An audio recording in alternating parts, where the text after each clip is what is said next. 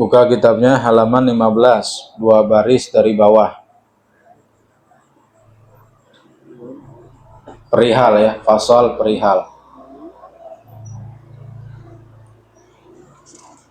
Ini juga sama nih, baca bareng-bareng lagi. Udah ketemu ya?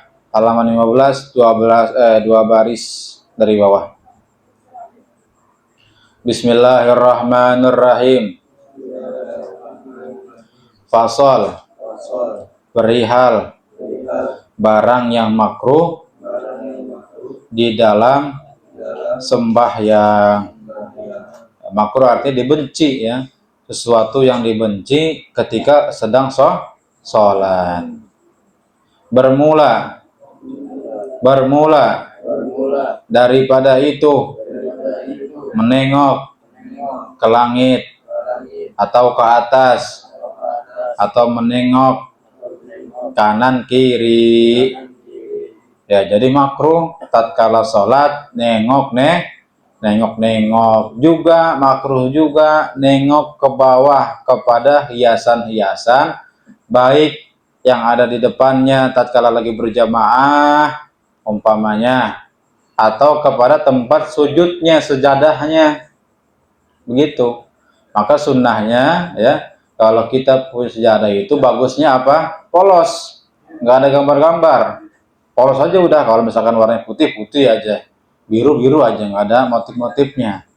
Ini kalau emang sekiranya tidak menimbulkan pikiran-pikiran yang bikin nggak khusyuk dalam sholatnya.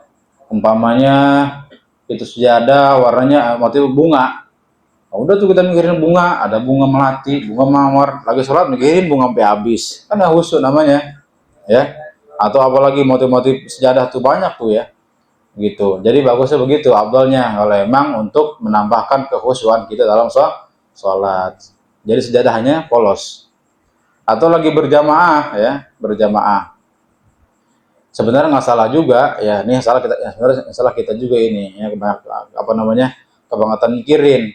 Misalkan orang sholat depan kita pakai batik, sama juga batik bunga ya. Bunga dipikirin tuh batik, ada batik warna merah, ada batik warna ini, pikirin tuh sholat mikirin batik.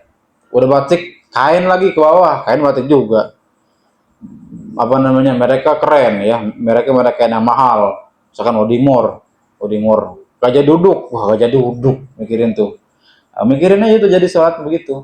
Sebenarnya bukan salah yang di depannya, cuman kita ya yang mesti harus menjaga-jaga atau mewaspadai pikiran-pikiran yang dapat menghilangkan kekhusyuan itu dalam sholat. Jadi bisa mungkin lagi sholat jangan mikirin begitu, udah fokus saja.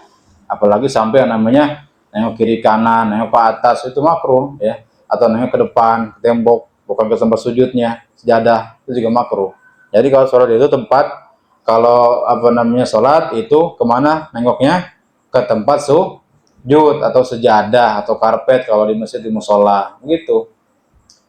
Jadi selama kita sholat nih ya, perhatiin. Jadi selama kita sholat itu mata kita penglihatannya selalu terfokus kepada sejadah kita, tempat sujud, kecuali ketika tasyahud, baik tasyahud awal ataupun tasyahud akhir. Pandangan kita pindah fokusnya kemana? Kepada tangan kita yang sedang mengangkat ketika ucapan la ilaha illallah. Pindah tuh ke jari telunjuk, kan begitu kan? Baca tasyahud akhir, bacaan tasyahud yang awal yang akhir sama aja. Asyhadu alla ilaha illallah. Begitu nunjuk ya, jari kita nunjuk itu pandangan kita pindah fokusnya kepada tangan ini yang lagi nunjuk. Sisanya mau lagi berdiri ke, mau lagi ruku ke, mau lagi i'tidal ke, mata kita fokusnya penglihatannya kemana? Ke bawah atau ke tempat sujud, kecuali ketika tasyahud. Kemana penglihatannya? Ke jari telunjuk, begitu. Jadi jangan sholat melengos itu makruh. Kemudian kedua, baca lagi bareng-bareng. Kedua. Iya, semangat dong, aja semangat ya. Kedua, menyempilkan, kain, baju dengan tiada hajat. Apa maksud menyempilkan? Digulung ya. Ini bahasanya ribet juga nih bahasanya. Jadi kalau kita pakai baju itu jangan digulung. Baju jangan digulung ya. Kita misalkan habis wudhu nih, ya, misalkan di musola sholat begitu, mau sholat isya tadi maghrib jamaah gitu, mau isya batal wudhunya, sholat itu ya, sholatnya nggak pakai lepas baju, langsung aja wudhu begitu. Ataupun lagi di tempat-tempat yang kita lagi di jalan, jadi kan enak tuh malas pakai baju, udahlah pakai aja bajunya.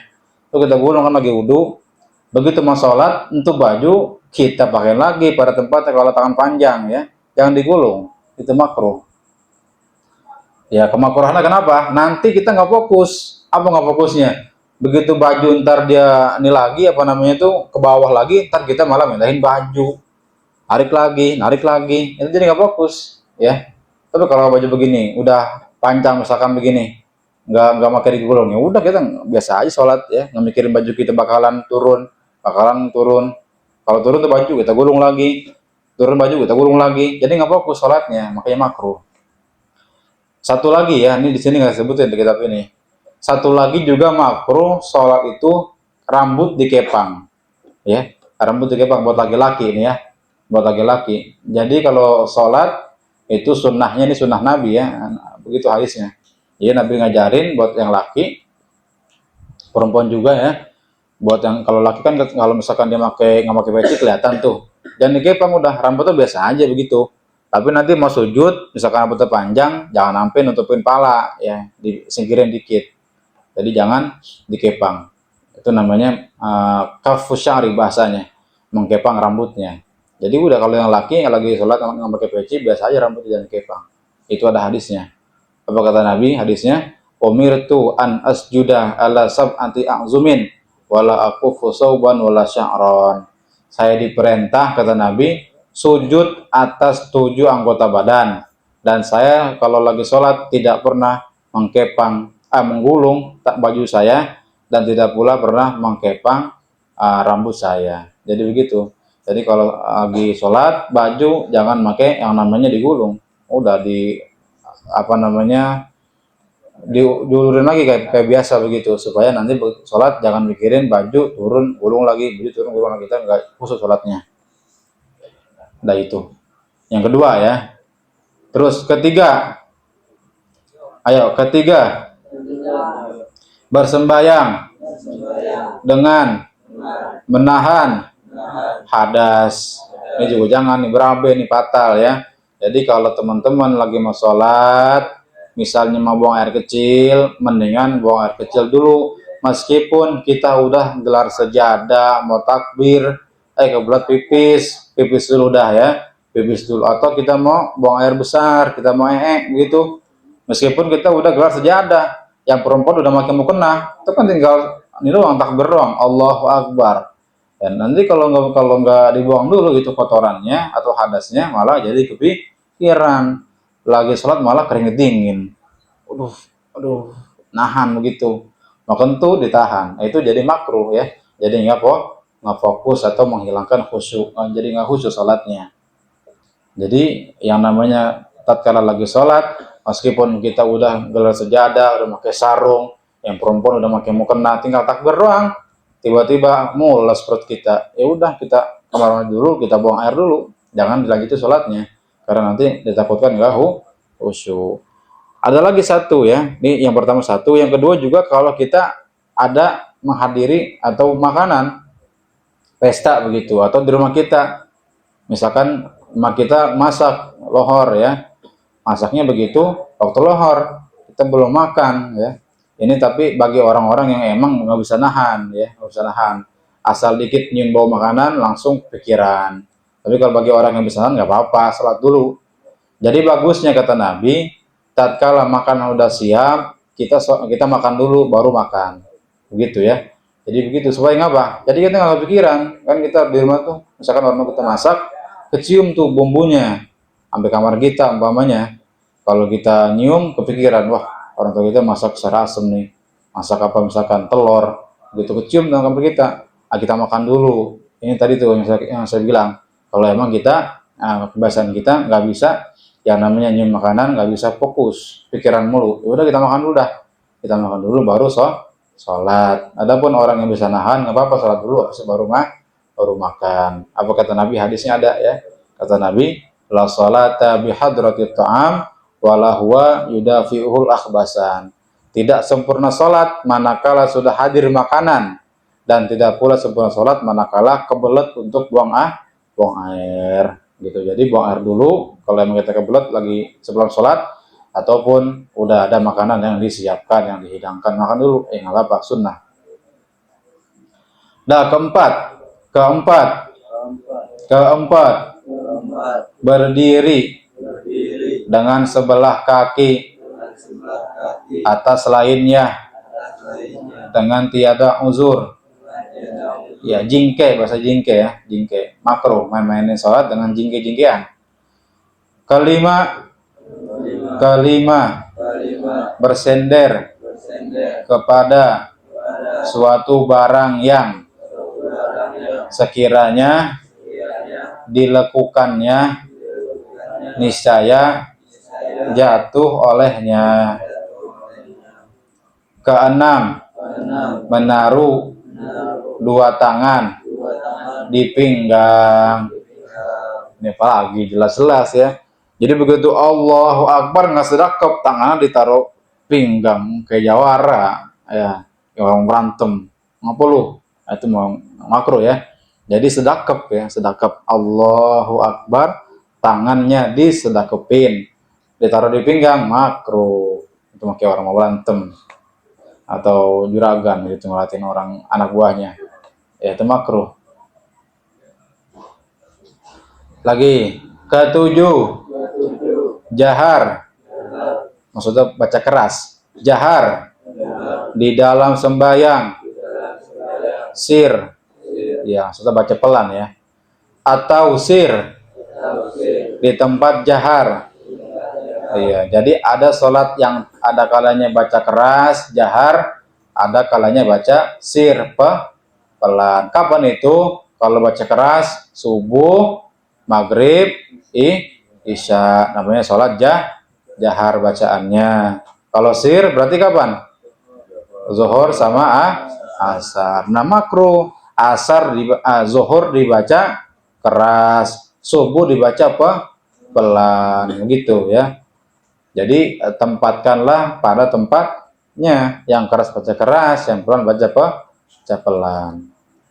Yang terakhir nih, kedelapan, membarengkan imam di dalam ruku, sujud, atau seumpamanya. Namanya muwafaqah. Apa namanya? Muwafaqah. Selalu membarengi imam pada gerakan-gerakannya. Imam sujud, imam ruku, kita ruku. Tapi jangan ngedahuluin. Ya, jangan ngedahuluin. Kita makmum posisinya ngikutin imam. Yang namanya ngikutin itu mesti syaratnya duluan orang yang mimpin. Ya, nggak boleh kita ngikutin orang tapi kita ngedahuluin. Makruh itu. Jadi imam dulu ruku, kita baru ruku, begitu. Yang pertama, jangan kita yang namanya mendahului imam. Yang kedua, jangan juga namanya kelamaan. Ini juga mesti paham kita ya. Yang namanya salat berjamaah nih buat yang laki. Kalau emang imam udah ruku, meskipun bacaan surat kita belum habis, kita ruku aja, ngikutin. Bab kalau nanti imam kita ketinggalan imam sebanyak 2 rukun, kita masih pada rukun yang berdiri, itu bisa batalin sholat. Kita masih berdiri, imam udah mau sujud ya, masih berdiri aja dah. Apa? Bacaan gue panjang, gue hafal Quran, sama aja maupun nanti baca surat yang panjang, misalkan baca An-Naba, surat lohor, memang udah sujud, masih diri aja, batal sholatnya ya, nggak boleh. Jadi begitu imam ruku, kita ruku, tapi jangan sampai mendahului begitu. Jadi apa namanya, jangan juga mendahului, jangan juga kelamaan sampai ketinggalan dengan imam. Bagusnya imam ruku, kita ruku membangun itidal kita tidal gitu, namanya muwafaqah. Wallahu a'lam bishawab. Nanti pasal perihal dan membatalkan sembahyang.